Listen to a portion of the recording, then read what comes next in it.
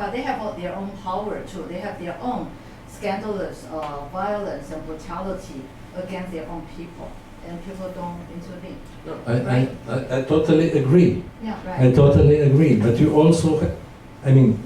But also, for example, like Indonesian 1965 Yes. genocide, Yeah. it's also supported by the United States and also Yes. by British and Yes. Japanese and Yes. Yes. Germany.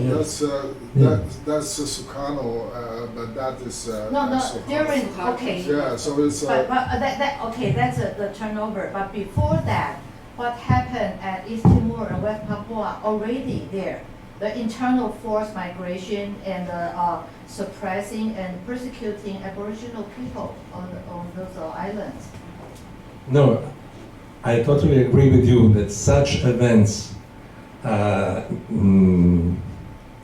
caused a tremendous outrage and public, sense of something should be done. Something should be done internationally. Yeah. But then, if you raise this case to a level of a principle, and you say whenever it happens, the international community should intervene, then you come to another principle, and that principle does exist. The French, a French politician, Mr. Kouchner, has formulated it as the duty of humanitarian intervention, le droit d'ingérence humanitaire, which can play a very bad game also. Sure. So, international solidarity is something that when you put it at a level of principle and of compulsory acting by a group of states, or a state can play very bad games. It depends on the case. Of course, you had international solidarity before the United Nations and before the Second World War. You had international brigades who went to fight against the Franco dictatorship and the coup d'etat in Spain in the 30s. And you had also mercenaries, white mercenaries, recruited by the apartheid regime to fight against movements of national liberation in Angola, in sub-Saharan Africa, and so on. Yes, well, I'd like to discuss about, you mentioned the significance of the year 2008. The year 2008. I still remember, the year 2008. There's a so-called leftist hype on year 2008. Leftist hype. Let me explain this. For example, like many people, including the publisher like Verso, and people like when they publish book by Badiou, for example, or Zizek or something, they will say that now you have 1991, right? When Soviet and Eastern Bloc dissolved.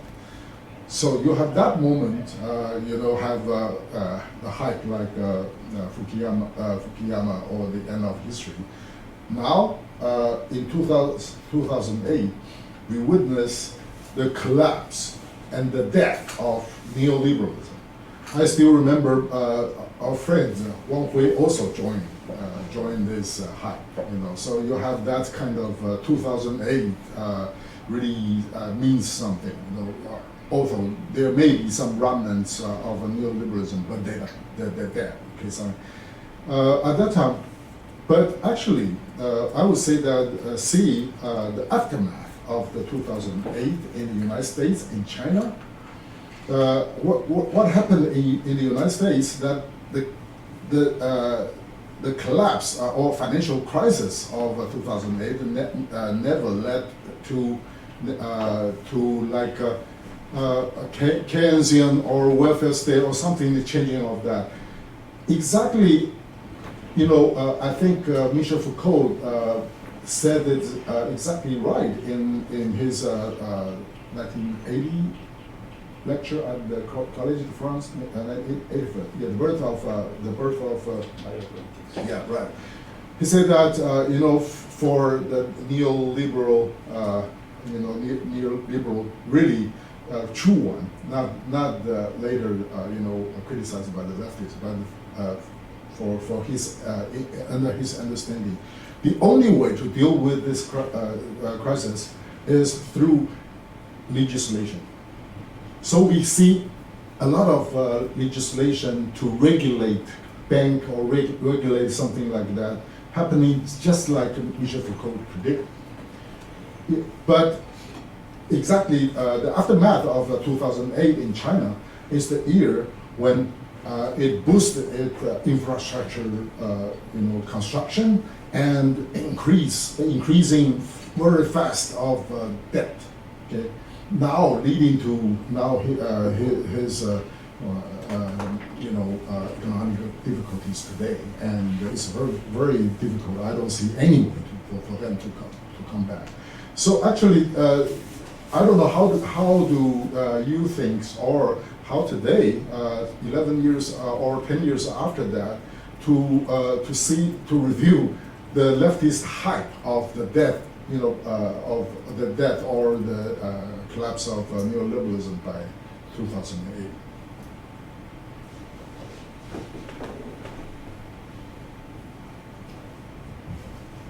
It's a complicated question, but neoliberalism is not dead, obviously. It's not, we are not at the end of neoliberalism at all. It continues, and I think it commits the same errors and runs the same dangers as before 2008. And I do not exclude that another 2008 may come. It's a kind of cyclical process, more a spiral-like than concentric cycles. The problem that each time it comes, it comprises more and more people and causes bigger and bigger damages, and the final damage is the total economic and ecological, environmental, and human disaster. But a spiral cannot go forever. It started very long ago. It started in the 17th century, I think, with the bulbs in Holland. You had you have a nice little book of economic history by the short history of financial euphoria. It's entitled. The short history of financial euphoria is about one of the first stock markets in the Netherlands, which was about tulip bulbs. Yes. No, they could. The stock market was an open stock market, and some of the rare types of bulbs could have the price of a carriage and 6 horses, of a villa, of a palace, and then it all went down and collapsed in one day. Yes. Yeah. Okay. So, I agree with you, but I have to make a distinction between you know, the so-called capitalist cyclical process, okay, which we will you know, have it maybe in the near future, and including in the tulip crisis or something like that. But you know, in Michel Foucault's discussion, I think he is almost the earlier person, and giving such a penetrating analysis of so-called neoliberalism, which is a new phenomena emerged only in the 70s. Just like your picture, and it's well known as in your picture of Thatcher and Reagan years. So, and this is something very different from the classical liberalism. So And I say that he described this of fixing things only through economic legislation. Is his description of this new version. So I always find the difficulties because the leftists in his criticism of neoliberalism mix up, and then so they will say that okay, China has a neoliberalism, Japan has a neoliberalism, way ahead. They don't care about the 1970s emergence of this what Michel Foucault talked about. So we can see that in the early Japanese colonial empires or something like of this neoliberalism or China something like, then it is confused. So I think for me the neoliberalism I always more strictly to see that kind of doctrine or practice emerged in the 70s under Michel Foucault's analysis, and then and avoid to mix up with the earlier one. Well, those are under just during this Thatcher and Reagan's Yes. And So, also legislation made that neoliberalism possible so that people benefit. Yes, yeah. But basically, neoliberalism also, encouraged this laissez-faire competition in the market. Yes. It started from the 18th and 19th century. But this is different. You have the capitalist, competition or something like that, and you have since the 70s, this kind of applying the social entrepreneurship into every corner of our life. That's a new phenomenon. Okay, including the competitiveness of the children's education from kindergarten or something like that. You have this kind of proliferating that kind of entrepreneurship into every corner of our social life is something we call it neoliberalism. But it's quite different from the classical liberalism. Okay, but what is it different from capitalist cycle? It is the enhancement just through new technology, new law, legislatory procedure, right? Yes, capitalist. Every time, I will totally agree with you. We probably will witness in the near future, maybe in next decades or few years later. And it will go on. These cyclical things. So it's but it's another thing to I think there's many difference on that.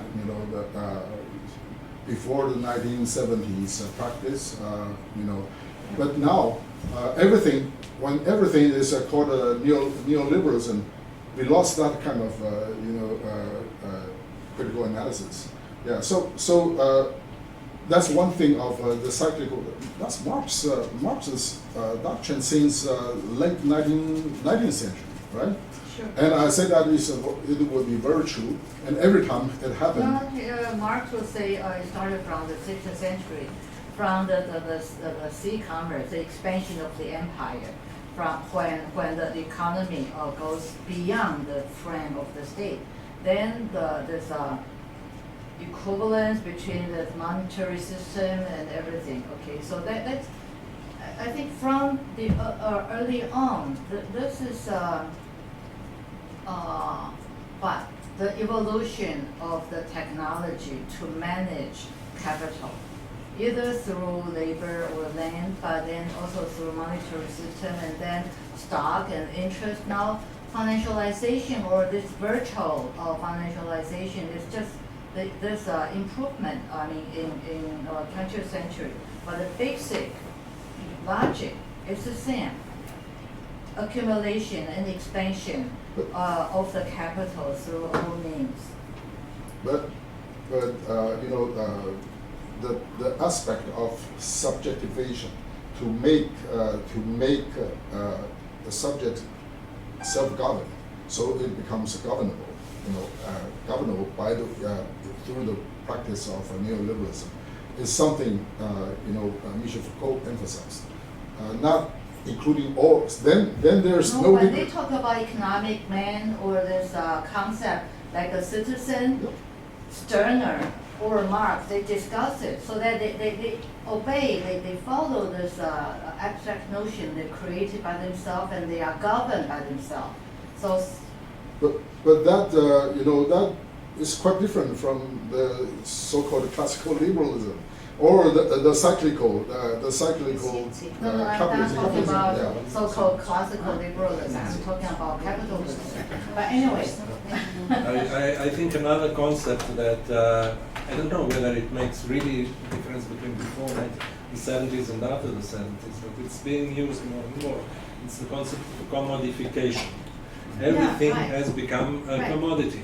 Yeah, I remember the times when post offices in countries were considered to be public services for the benefit of all, and you did not calculate the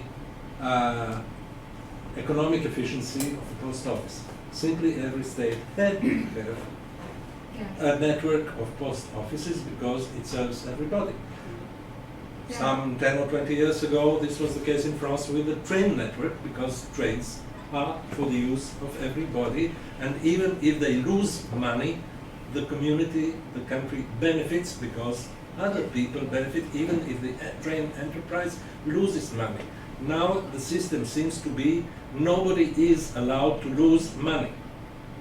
So everything is commodified. Not only post offices, but water, air, education. not to speak of education, etc., etc. So this process has reached such a level that it's close to unsustainability, and we saw it first of all in the field of environment, because this extreme commodification destroys the environment, destroys human relationship essentially, because human relationship is commodified as well. In some region, water is also commodified, even though they have river in front of their houses.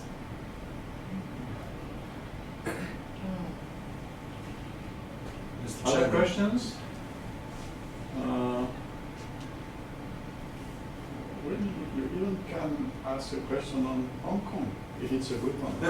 Also, this man, he just came back from Hong Kong after the voting.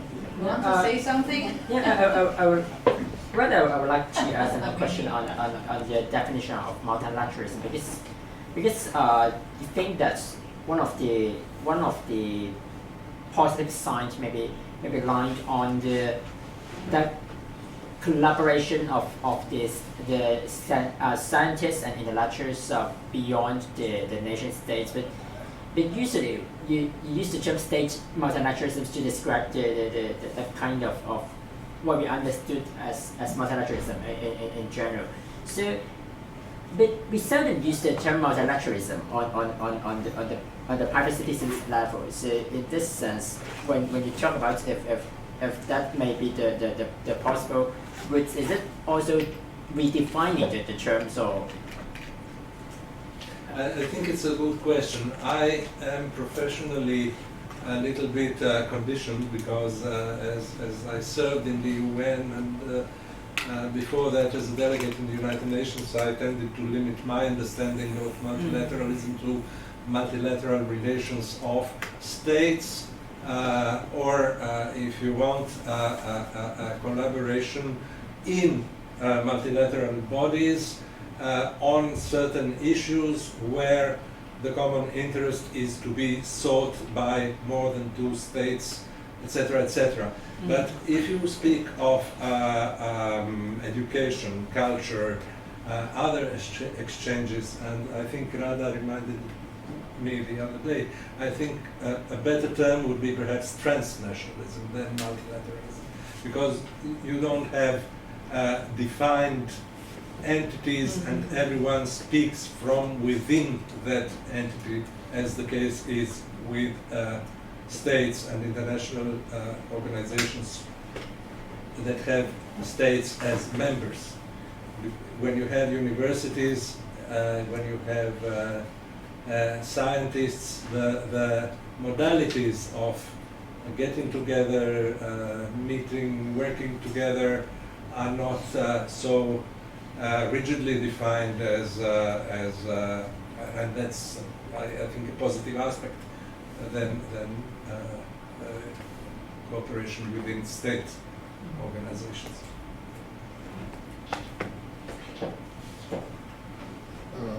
Yeah, just one comment on the. I think you mentioned that populism has a toxic effect on multilateralism, right? I think, but at the same time, I think I agree with this. But at the same time, populism has an internal toxic effect of suppressing or oppressing the multi-ethnic or cultural, because the cultural majorities will become so offensive to any minority, cultural or ethnic minorities. Yeah, so I think that's the same process. Yeah. But it also aligns itself easily with nationalisms and ethnicisms, Sure, populism. sure, yeah. And as you mentioned, we have all through, not only Europe and America, but the Putin, Erdogan, Modi, and it's really something emergence today. Do you think, as a former UN member or representative, the constitution, formation of the UN members is very much arbitrary? They are country arbitrary. Or fixated. They don't recognize or acknowledge some nation state. You mean you specifically? Sure, specifically, but others too. No, Emerging political entities, I autonomous. I think that Taiwan is not, well, it's a long story, as you know better than I do. It's not what? It's a long story. It's a long story.